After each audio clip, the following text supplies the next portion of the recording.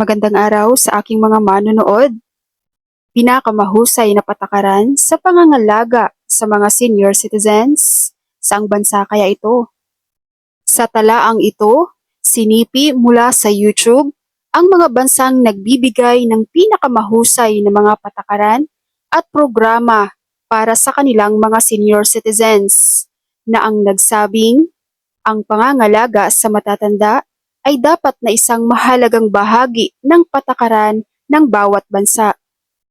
Narito ang mga bansa ayon sa Google na ang sistema ng pangangalaga sa mga senior citizens ay itinuturing na pinakamahusay.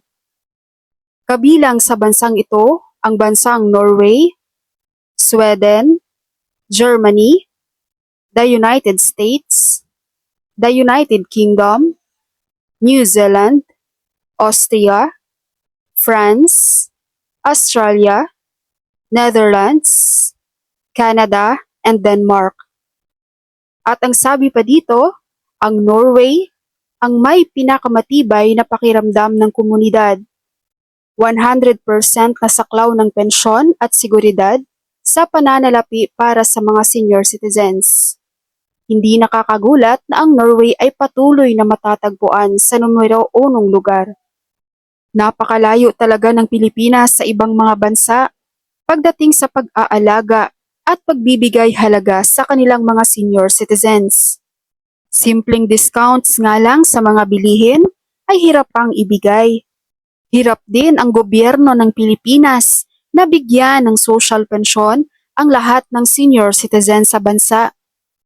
Alam din natin na ang mga malalaking korporasyon at negosyante ay may mga responsibilidad sa lipunan o may pananagutan sa lipunan.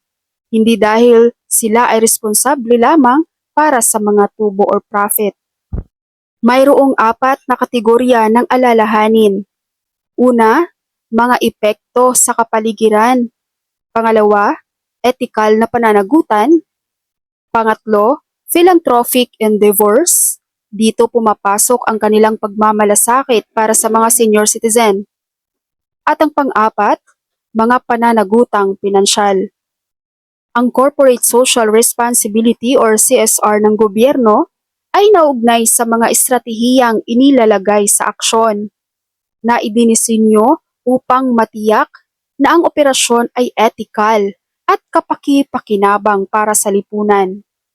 Napakasimple lang ng responsibilidad ng gobyerno na ang operasyon na ito maging ethical at sa lahat ng pagkakataon, maging kapaki-pakinabang sa mga tao.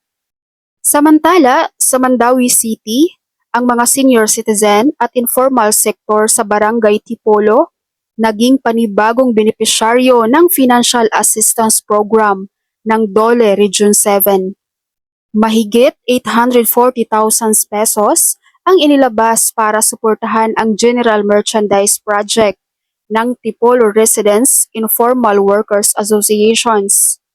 Sinabi ni Marites G. Mercado ng Tri-City Field Office na kapag fully operational na ang proyekto, inaasahang tataas ang kanilang kita ng 500 pesos kada miyembro kada quarter. Sa Lapu-Lapu City naman, inihayag ni Mayor Junard Ahong Chan na magpiprint sila ng PVC IDs para sa kanilang 30 barangay.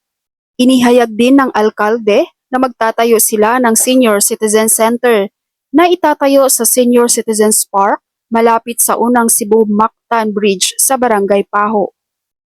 Yun lamang po, maraming salamat sa inyong panunood and God bless you all.